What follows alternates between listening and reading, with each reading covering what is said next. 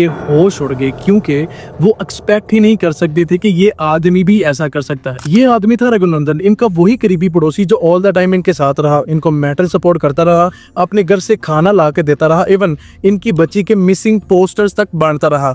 As per सारी सबूत मौजूद थे तो पुलिस वालों ने रघुनंदन को गिरफ्तार किया और इससे क्वेश्चनिंग करना स्टार्ट कर दी। पहले तो ये अपना जुर्म ही नहीं मान रहा था, जब पुलिस वालों ने सख्ती की तब जाके इसने अपना मुंह खोला। रघुनंदन ने पुलिस वालों को बताया कि मैं एक IT कंपनी में जॉब कर अच्छे खासे पैसे कमा रहा था और अपनी बीवी के साथ हंसी खुशी गुजार रहा था। फिर मुझे कसिनो और बैटिंग की लत लग गई, जिसकी वजह से पैसों के लालच में मैंने अपनी सैलरी भी इसी काम में लगाना स्टार्ट कर दी। दूसरी तरफ हमारे घर में फाके तक आ गए थे, बट मेरा ये शौक अग्रेसिव होता जा रहा था, जिसकी वजह से मैंने लोगों से पैसे उधार लेना स्टार्ट कर दिए, जिसकी वजह से मुझ पे $50,000 का कर्जा चढ़ गया। मुझे आए दिन पैसे की कॉल्स आती थी और दूसरी तरफ मेरी बीवी हामला थी और मेरे पास इतने पैसे नहीं थे कि मैं अपना कर्ज उतार सकूं, जिसकी वजह से मैं बहुत परेशान था। और दूसरी तरफ शिवा प्रसाद और चंचुलता अच्छे खासे पैसे कमा रहे थे, जिसकी वजह से मेरी नीयत खराब हो गई। तो इसी तरह 22 अक्टूबर 2012 को जब ये दोनों काम पे थे तो मैंने इनके दरवाजे पे दस्तक दी। दरवाजा शिवा प्रसाद की माँ सत्यावती ने खोला।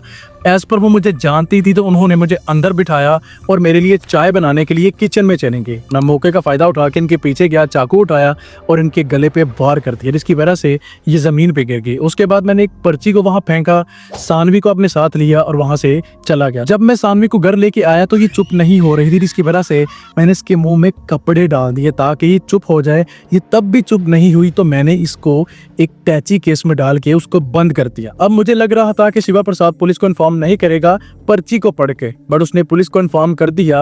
अब पुलिस वाले इन्वेस्टिगेशन कर रहे थे क्लेवर तरीके से, जिसकी वजह से मैं डर गया और मैंने उन पैसों को रिसीव नहीं किया। इस इन्वेस्टिगेशन के दौरान मुझे एक ही बात का डर था कि पुलिस कहीं मेरे अपार्टमेंट में चेकिंग ना करे, क्योंकि मेरे पास सानवी की लाश मौजूद थी और ये बात मुझे बहुत सता रही थी, जिसकी वजह से मैंने एक दिन मौके का फायदा उठाया और उस अटैची केस को, जब बिल्डिंग में इतना रश नहीं था, अपनी ही बिल्डिंग की जिम के सामने रख दिया, इस उम्मीद में कि अब मेरी जान छूट जाएगी। इन तमाम बयानात के बाद इसके कोर्ट स्वयं चले और एट द एंड इसको सजाए मौत सुनाई गई।